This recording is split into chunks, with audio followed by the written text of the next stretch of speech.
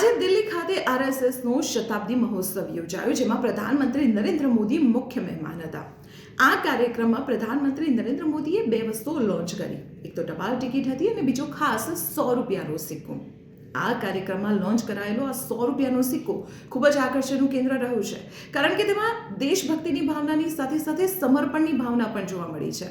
જો સિક્કાની વાત કરવામાં આવે તો આ 100 રૂપિયાના સિક્કામાં એક તરફ રાષ્ટ્રીય ચિહ્ન છે, પરંતુ બીજી તરફ સિંહ સાથે ભારત માતાની તસવીર છે.